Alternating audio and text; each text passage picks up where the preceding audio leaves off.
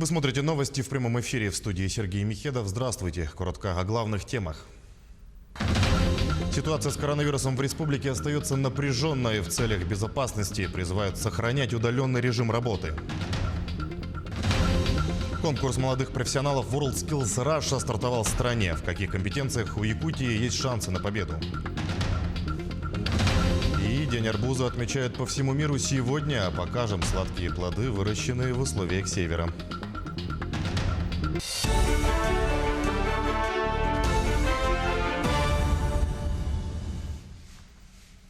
Ситуация с коронавирусом в Якутии остается напряженной. 51 новый случай выявили за прошедшие сутки. Об этом сообщила заместитель руководителя регионального оперштаба Ольга Балапкина сегодня. 37 случаев выявлены в Якутске, 3 в Абыйском, по 2 в Верхоянском, Горном и Ленском, по 1 в Мирнинском, Нерюнгринском, Алекминском, Сунтарском и Усть-Алданском районах, сообщила она. По информации оперштаба, за последние сутки выздоровели 25 человек. Подтвержден 1 летальный случай. Ольга Балапкина подчеркнула необходимость сохранения удаленного режима работы в учреждениях и ведомствах республики. Она подчеркнула, что очаги, где заболевание коронавирусом протекает бессимптомно, характерны для рабочих коллективов. Далее о борьбе с лесными пожарами. На территории Якутии действует 75 очагов. Огнем пройдено более 250 тысяч гектаров. В настоящее время площадь активного горения составляет 385 гектаров. За сутки возникло 2 пожара, столько же ликвидировано. На тушение привлекались более 800 человек и 92 единицы техники. Для ликвидации потенциальной угрозы и защиты населенного пункта Алико-Киэль в Среднеколымском районе задействована аэромобильная группировка МЧС в составе 20 человек. Сложная обстановка сохраняется в Верхоянском, Кобяйском, Среднеколымском, Усть-Алданском и Тампонском районах. Здесь зарегистрировано 46 очагов. Все превентивные мероприятия по защите населенных пунктов выполнены. Накануне парашютисты пожарной Бердикстякского отделения авиалесохраны вернулись с длительной командировки. С начала пожароопасного сезона они боролись с лесными пожарами в родном Горном Улусе. Отважные парашютисты пожарные совместно с лесничеством и местным населением потушили 23 лесных возгорания. Как признались сами ребята, особенно трудно было в первые дни, когда приходилось работать по ночам и спать всего 4 часа в сутки. Сейчас отряд авиаотделения снова в бою. Идет борьба с лесным пожаром, бушующим в соседнем Улусе. Так, в этом сезоне мы пересели на новые парашюты типа КРО Лесник-3 с ПТ-82. Это более точный парашют. Можно приземляться, можно в кепку, можно приземляться. Наша основная задача – это своевременное обнаружение и тушение пожара на малых площадях. Итак, в этом сезоне мы обнаружили и потушили 5 очагов пожара на малых площадях, пока они не перешли на крупный пожар. Факт массовой гибели рыбы в Среднеколымском районе проверяет Минэкологии Якутии. Ведомство проводит проверку информации о заморе рыб в озере Улах в селе Сватай Среднеколымского района. О результатах проверки дополнительно сообщим позже, отмечают в Минэкологии. Местные жители связывают массовую гибель рыбы с лесными пожарами на территории населенного пункта. К другим темам. Оформление пособий на детей от 3 до 7 лет упростили в России. Сведения об алиментах госорганы будут получать через систему межведомственного электронного взаимодействия с 1 ноября. Соответствующее распоряжение подписано и опубликовано накануне.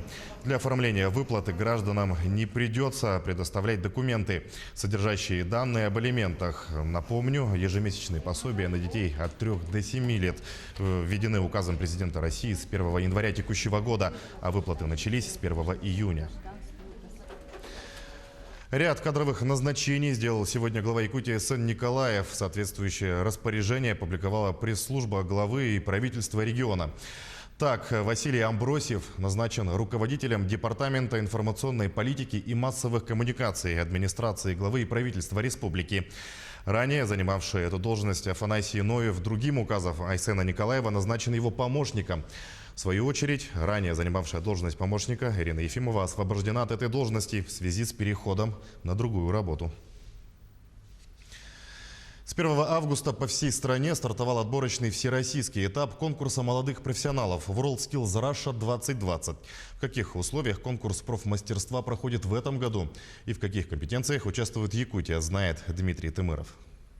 Пандемия не помеха. Молодые профессионалы дали старт отборочному этапу WorldSkills Russia 2020. В этом году Якутию представляет более 28 участников, которые соревнуются по 23 компетенциям на 15 площадках. Произошли кардинальные изменения, то есть мы работаем в дистанционно-очном формате.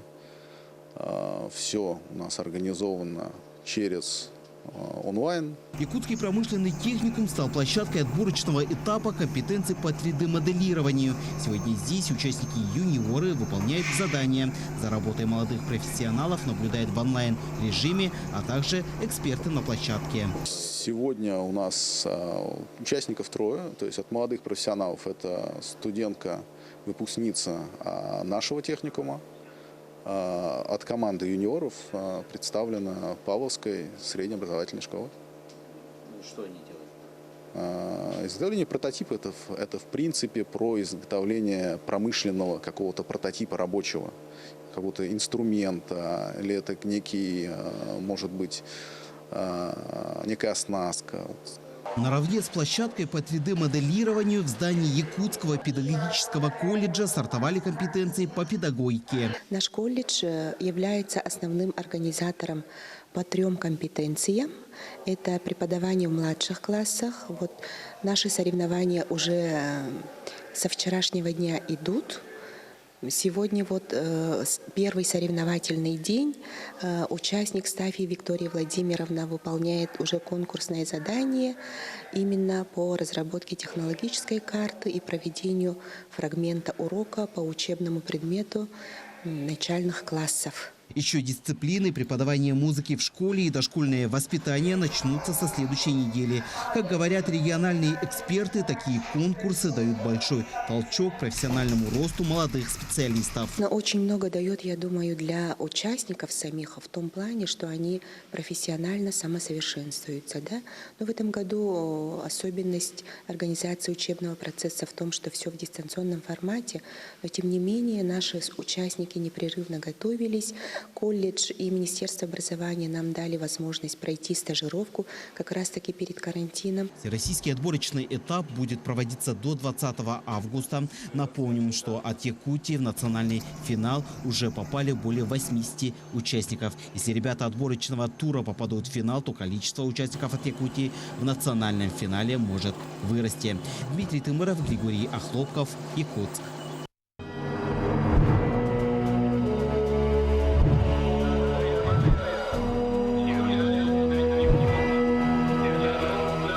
Продолжается мероприятие, посвященное знаменательной юбилейной дате 75-летию Великой Победы. Так, сегодня в Якутске по инициативе Республиканского совета ветеранов стартовал победный забег. 6 марафонцев с почетом доставят факел победы к скорбному для всех якутян месту – озеру Ильмень. Напомню, в феврале 42-го там во время вражеской наступательной операции погибли воины из нашей республики. Почти 300 якутян пали смертью храбрых. Старт забега планировали зимой, но был отложен из-за пандемии коронавируса. Впереди у бегунов 270 километров. Финиш планируется в поселке Буреги, где сейчас полным ходом идут восстановительные работы на памятнике якутским воинам. А в Тампонском районе в честь Великой Победы одной из вершин присвоят имя 5 братьев Малгиных, погибших на фронте. Накануне в ходе основных мероприятий по горной подготовке якутские спасатели покорили эту вершину. Ее высота составляет почти 2500 метров. Идти вверх было тяжело, под ногами то и дело осыпались камни. Но рядом были надежные ребята, да и страховка успокаивала. Зато на вершине пришел восторг от увиденного величия гор и красоты природы. Так поделилась впечатлениями единственная девушка-спасатель в отряде Мария Самсонова. День арбуза отмечают по всему миру сегодня. Всего насчитывается более 1000 сортов этой ягоды. Россия в последние годы входит в десятку ведущих производителей арбузов с урожаем примерно 1,5 миллиона тонн в год. Каких размеров выращивают арбузы в Якутии, рассказывает Полина Долинская. У самой сладкой, самой вкусной, самой сочной ягоды сегодня праздник. Международный день арбуза неспроста выпадает на начало августа. Именно в это время поспевают самые сладкие бахчевые. Сейчас мы узнаем, как правильно выбрать самый вкусный и спелый арбуз. Спасибо.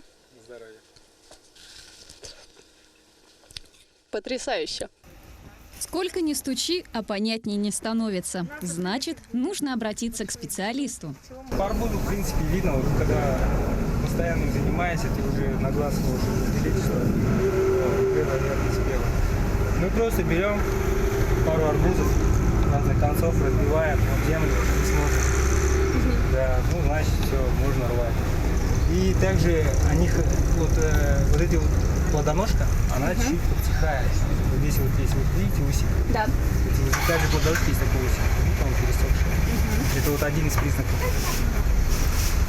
То есть она должна быть более подсушенная, да? Да, она подсушена. Она как подсыхает? То есть вы ее сорвали, и она в процессе времени? Нет, она на поле прям подсыхает. Вот этот кутик, он такой длинный был. Сейчас То есть, в принципе, вы по ней уже как бы смотрите, да? да. Потом берешь, разбиваешь. Все готово. И они легко срываются. Из-за того, что здесь подсыхает, плодоножка вот, и так далее. На сегодня в мире насчитывается более 1000 сортов арбуза, а Россия входит в десятку ведущих производителей. Наша Северная Республика не стала исключением. И вот уже на протяжении 15 лет местные фермеры радуют гостей и жителей Якутска спелыми арбузами. Арбузы для нашего края, ну, для нашего рискованного земледелия, вот края рискованного земледелия, ну, может не всегда выстрелить. Допустим, либо урожайность потерять, либо мало созреть, да, вот. Но мы его все равно сажаем, потому что люди уже привыкли, да, и это, как бренд, как реклама. Арбуз, конечно же, заслужил собственный праздник. Он отлично утоляет жажду в жаркую погоду и совсем не калорийный. Не секрет, что арбузы не только вкусное, но и полезное лакомство. В этом году у нас пандемия, и поэтому особо актуально запастись побольше здоровья и иммунитета. Арбуз, он чем полезен? Это, во-первых, он очищает организм от всяких шлаков, вот, полезен для печени, также для почек полезен, и плюс в нем очень много микроэлементов. Еще 15 лет назад никто не верил, что на вечной мерзлоте можно будет выращивать арбузы в промышленных масштабах. Теперь же теплолюбивые плоды успешно высаживают и многие другие огородники. И даже на самом севере нашей республики. Полина Долинская, Джулустан Иннокентьев, Якутск. Мы следим за развитием событий. Оставайтесь с нами.